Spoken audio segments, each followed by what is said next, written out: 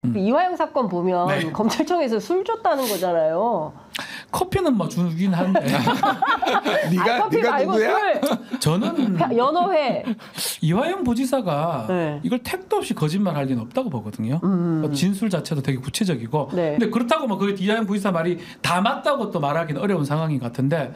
근데 이전에 그런 것들은 많이 있었어요. 지금 얘기도 들어보면 한 네. 210회 이상 검사실에 갔고 네. 그 중에 조사는 되게 드물었고 70몇 번 조사를 받았고 네. 대기하고 있다고 왔고 피신 조사 한건 19개밖에 안 된다고 네. 이렇게 정확한 횟수는 네. 제가 안 적어서 모르는데 그 얘기를 봤을 때는 매우 많이 불렀던 건 사실인 것 같아요. 그러니까 부르면 사실은 구치소가 편할까요? 검사실이 편할까요? 글쎄 안 가봐서 안 가봐도 모르겠네. 모르겠죠. 원래 한두 번 가는 사람들 출장 나갈 때 되게 좋아해요. 법정 나가면 신나거든요. 구경도 하고. 서울 구치소에서 이렇게 저 옆에 보면 안양도 보고 옆에 가다 보면 뭐 강남도 지나가 사당도 지나가고 이러면 되게 이제 네. 기분이 좋은데 네. 매일 가는 사람들은요. 지금 200 몇 번 갔다면 2, 3일마다 한 번씩 그러네. 갔다는 예. 거예요. 거기 가서 조사받을까지 포송줄에 대기를 해야 됩니다. 포승줄 못 가가지고. 풀어주는 경우도 네. 있지만 여기 네. 안 풀어줬다 하니까 네. 대기하고 있다가 조사를 하면 그래도 조사받으러 풀고 가고. 네. 근데 지금 보면 조사를 되게 한 게 별로 안 돼요. 네. 되게 힘들었을 겁니다. 혼자 있는 것보다. 아. 오히려 구치소에 있으면 네. 뭐 변호사 만날 수 있잖아요. 네. 가족 접견도 네. 가능하고. 네. 변호사들은 뭐 무제한 접견이기 때문에 네. 뭐 다 그렇진 않지만 네. 부르면 가가지고 한 2시간씩 3시간씩 얘기할 수도 있어요. 네. 변호사 앞에서 뭐 이럴 필요도 없고 변호사 네. 앞에서 겁을 먹어가지고 이럴 필요도 없고 변호사 앞에는 편안하게 있잖아요. 네. 그런 거 봤을 때는 많이 조사받는 사람 입장에서는 구치소가 낫고요.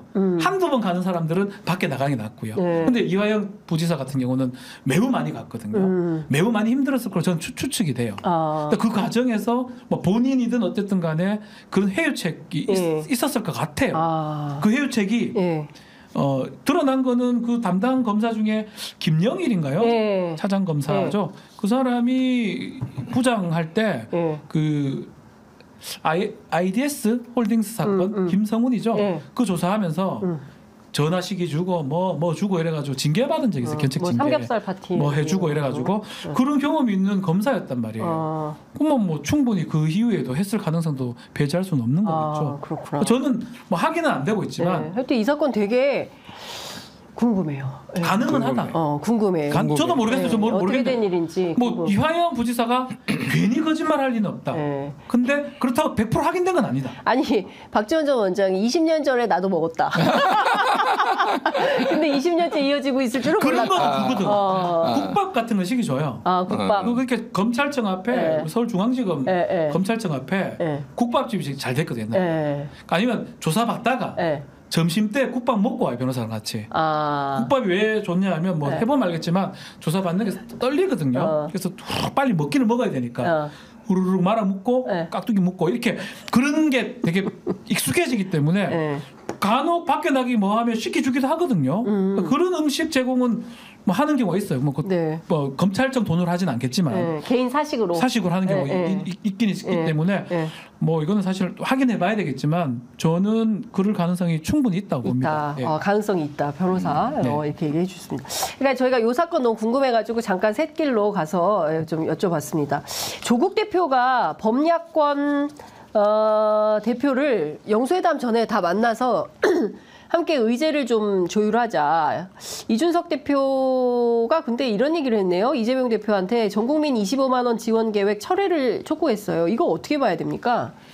그거는 보수 쪽에 좀 기본 스탠스인 것 같아요. 이준석 대표도 어쨌든 이제 보수 정당에서 나왔고, 네. 이 이제 직접 이렇게 모든 사람한테 지원하는 게 좀 보수주의 철학에 안 맞는 게 있고, 또 하나는 인플레이션 우려 뭐에 대해서 얘기를 하거든요. 근데 그거를 이제 지역 화폐로 뭐 지급을 한다라고 하는데 네. 얼마나 될지에 대해서는 시뮬레이션을 해봐야 되는데 사실은 지금의 우리나라의 인플레이션은 기후 위기 인플레이션 성격이 좀 강해요. 그러니까 특정 품목이 네. 작황이 안 좋아가지고 많이 오른, 물론 전체적으로 2에서 3% 정도 이제 물가가 오르는 것도 맞지만은, 네. 그러니까 뭐 사과 뭐 대파 이런 거 같은 경우는 기후 위기 때문이거든요. 특정 시점에 너무 춥거나 너무 덥거나 그래가지고 네. 이제 안 좋은 거라서 이거를 전 국민 25만 원을 푼다고 해서 그러면 물가가 막 엄청나게 뛸 것인가에 대해서는 전문가들마다 좀 이견이 있는 건 맞습니다. 어쨌든 근데 그 부분은 이준석 대표는 개혁신당의 스탠스가 그러니 이제 그 부분은 선을 그은 거라고 좀 보는 게 맞을 것 같고. 네. 근데 이제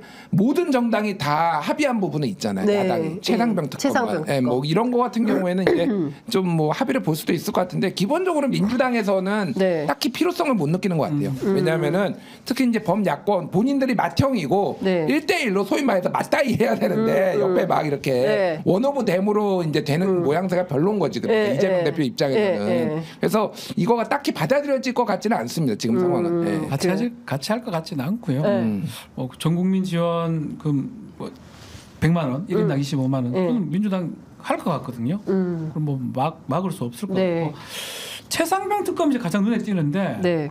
이시원 법률비서관인가요? 네, 공직기강 네, 네. 비서관이죠. 예. 지금 뭐 드러났어요. MBC 단독 특종으로. 맞아요. 예. 지금 이때까지는 국방부나 안보실 쪽만 얘기를 한 거잖아요.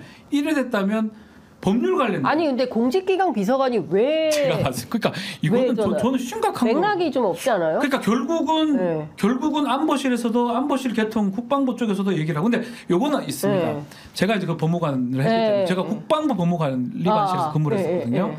국방부 법무관리관이 네. 두 군데서 그 청문회 그 국정감사를 받습니다. 국방부 갈 때도 받아요. 네. 법무부 국방 감사할 때도 받습니다. 네. 그 다 국방부에서 봤는데 네. 법사위가 갔을 때도 받고 국방이 왔을 때 봤습니다. 네. 딱 그런 상황이에요. 국방이 안보실 개통해서 대통령실에서도 뭔가 지시가 떨어졌고 공직기강 비서관실이면 예전 민정실 같은 네. 법무 개통이거든요. 네. 거기서 왔다. 뭐 이래 되면 뭐 어떻게 해석을 해야 되냐면 그 위에는 한 명밖에 없어요. 그러네. 김대기. 그 바로 위에. 그 바로 위에.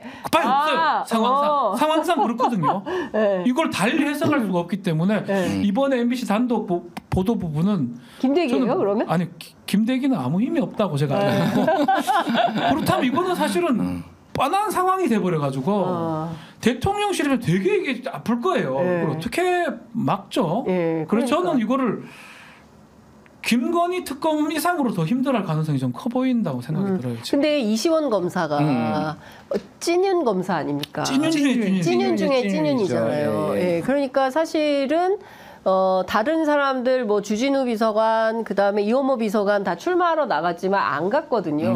남아서 대통령을 지킨 분이거든요. 근데 이분이 유재훈 법무관리관하고 통화를 했다. 8월 2일 날. 그날이 무슨 날이냐면 임성근 사단장 포함해서 8명을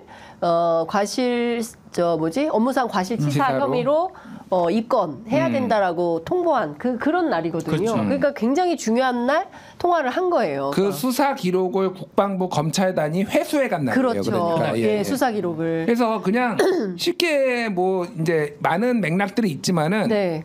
이시원 공직기강 비서관이 국방부에 전화를 했다. 법무관리관한테 전화를 했다라는 거는 이런 의미예요. 국방부의 공직기강이 해이해졌구나 지금. 근데 그럴 리가 없잖아. 아이 그거 본인이 할 일을 해야 되는 거 아니에요 네. 지금. 아니 수사 기록을 왜 네. 경찰에 넘기려고 그래? 국방부 아주 해이해졌구만. 이렇게 해석을 할 수밖에 없는 거지. 이걸 어떻게 근데 해석을 사실은 해? 그거는 군사법원법상 하면 안 되는 거잖아요. 그렇죠. 이해람 중사 사건 이후에 끼면 안 안 되거든. 되지. 법을 바로 바꿨는데. 이첩해야 되거든. 예, 맞습니다. 법을 바꿨는데. 예. 그러니까 이게 말이 안 되는 일이 도처에서 벌어지고 있다. 그러니까 이게 저는 사실은 아파 보여요. 그러니까 대통령실이 이게 의제로 나올지 네. 이런 부분들이 가장 답답할 겁니다. 그래서 국민의힘하고도 이 부분은 조율이 돼야 될 것 같고 근데 네. 어쨌든 21대에서 5월 2일인가요? 본회의 네, 때 네. 통과될 가능성이 예, 크고 예. 이게 안 된다 하더라도 22대 국회에서 다시 또 될 거니까 요게 가장 눈에 띄는 상황이고 만약에 이제 협치 등 만약에 뭔가 정치적으로 하려면 네. 사실 줄 건 주고 받을 건 받아야 되거든요. 그렇죠. 이런 건 주의하죠. 네. 안 될 거거든 어차피. 그럼 줄 건 주고 본인들이 원하는 걸 받아야 돼. 이게 사실 주고 받는 게 정치잖아요. 그렇죠. 안 주려고 그러니까 이런 일이 생기는 예, 거예요. 예, 예. 그러니까 그렇게 해야 되는데 그 정도의 깜냥이 될지는 한번 지켜봐야 될 것 같습니다. 예.